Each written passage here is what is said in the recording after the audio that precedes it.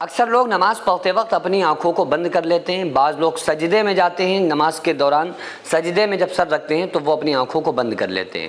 تو نماز میں آنکھیں بند کرنا چاہیے یا آنکھیں کھلی رکھنا چاہیے، یا اگر کوئی انسان آنکھیں بند کرتا ہے تو اس کی نماز قبول ہوگی یا نہیں ہوگی، یہ میں مسئلہ آپ لوگوں کے سامنے کلیئر کر دیتا ہوں۔ دیکھیے، نماز کے تعلق سے اللہ تبارک و تعالیٰ نے 700 مرتبہ نماز کا حکم دیا ہے قرآن کریم کے اندر، اور سینکڑوں مقامات پہ نماز کو خشوع خضوع کے ساتھ پڑھنے کا حکم دیا ہے کہ بندے کو چاہیے کہ نماز کو خشوع اور خضوع کے ساتھ پڑھے۔ اب اس خشوع اور خضوع کا تعلق نماز میں آنکھیں بند کرنے یا نہ کرنے سے بہت گہرا ہے، کیونکہ قرآن کریم میں اللہ تعالیٰ نے ایمان والوں کی جہاں پر صفت بیان کی ہے نا، تو فرمایا کہ قد افلح المؤمنون، ایمان والے کامیاب ہو گئے۔ پہلے تو ایمان والا کہا، پھر یہ کہا کہ جو ایمان والے ہیں وہ کامیاب ہو گئے۔ اور ان کامیاب ایمان والوں کی جو سب سے پہلے کوالٹی بتائیے، جو ان کی خصوصیت بتلائیے، وہ یہ ہے کہ الذین هم فی صلاتہم خاشعون،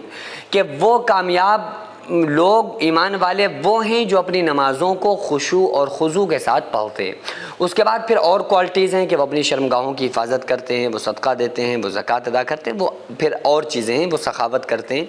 لیکن جو سب سے پہلی کوالٹی ہے وہ یہ ہے کہ وہ اپنی نمازوں کو خشوع اور خضوع کے ساتھ پڑھتے ہیں۔ ایک آقا علیہ الصلوۃ والسلام کے دور میں ایک صحابی آئے اور آ کر نماز پڑھنا شروع کی، انہوں نے آسمان کی طرف منہ اٹھایا، تو آقا علیہ الصلوۃ والسلام نے ان کی نماز کو دیکھا تو آپ صلی اللہ علیہ وآلہ وسلم نے فرمایا، سختی کے ساتھ تنبیہ کرتے ہوئے آپ نے فرمایا، نماز میں اپنی نظروں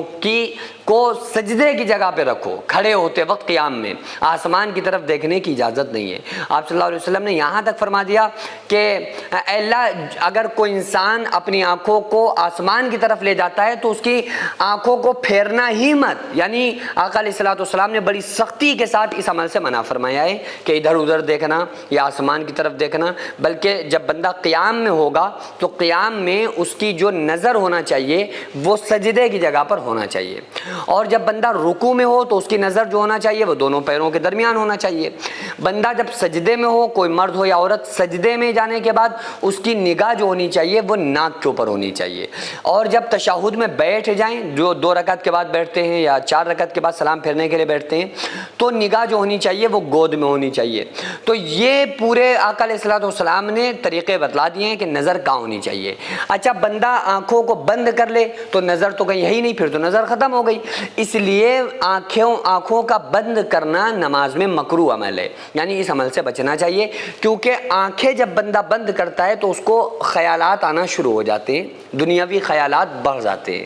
تو اس لیے اگر کسی بندے کو آنکھیں بند کرنے کے بعد خیالات بڑھتے ہیں، اس لیے آنکھیں بند نہیں کرنا چاہیے، کیونکہ بندہ آنکھیں کھلی ہوتی ہیں تو نگاہ سجدے کی جگہ پر ہے، سجدے میں ناک پر ہے، جب بندہ بیٹھنے کی صورت میں ہوگا، بیٹھا ہوگا تو اس کی نگاہ گود میں ہے، تو اس کو مکمل دھیان رہے گا کہ ہماری نگاہ کدھر ہے، ہمارا ذہن کدھر ہے، تو ذہن بھی ادھر ہی لگائے گا جدھر کہ اس کی نگاہ ہے۔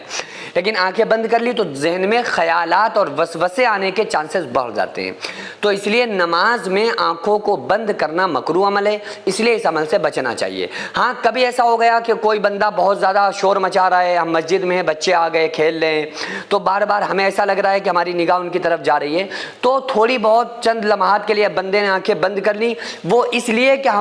ہمارا خیال ادھر نہ جائے، نماز میں رہے، اس بنیاد پر اگر کسی نے بند کر لی تو اجازت ہے۔ بہرحال جان بوجھ کر نماز میں آنکھیں بند کرنا مکروہ عمل ہے، کیونکہ آنکھیں بند کرنے سے زیادہ خیالات آنے کے چانسز بڑھ جاتے ہیں۔ سینکڑوں ایسے غریب پریوار جو فاقہ کر کے زندگی گزار رہے ہیں، اور بہت سے ایسے مجبور لوگ جو غربت کی وجہ سے بیماریوں سے جوجھ رہے ہیں اور ان کے پاس علاج کرانے کے لیے بھی پیسے نہیں ہیں، تو ان غریب فیملیز کو ہر مہینے ہماری سوسائٹی راشن دیتی ہے اور ان غریبوں کا فری میں علاج کراتی ہے۔ تو آپ لوگ ہمارے ساتھ مل کر ان بیوہ عورتوں اور یتیم بچوں کا سہارا ضرور بنیں اور ان کے راشن اور دوا علاج کے لیے زیادہ سے زیادہ تعاون کریں، اور یہ ارادہ کریں کہ غریب کے بچوں کو انشاءاللہ بھوکا نہیں سونے دیں گے، اور ہر ہفتے ہر مہینے آپ لوگوں سے جو بھی ہو سکے آپ تعاون ضرور کریں۔ ان کو 10 سال سے جو لوگ بستر پر پڑے ہوئے ہیں، انشاءاللہ تعالی ہم سب مل کر ان غریبوں کا علاج بھی کرائیں گے، اور ہر مہینے انشاءاللہ تعالی ان غریبوں کو ہم راشن پہنچائیں گے۔ یہ سوسائٹی کا اکاؤنٹ نمبر ہے اور یہ اسکینر ہے، آپ لوگ اس اکاؤنٹ پر یا اس اسکینر کے ذریعے آپ غریب فیملیز کی ہیلپ کر سکتے ہیں۔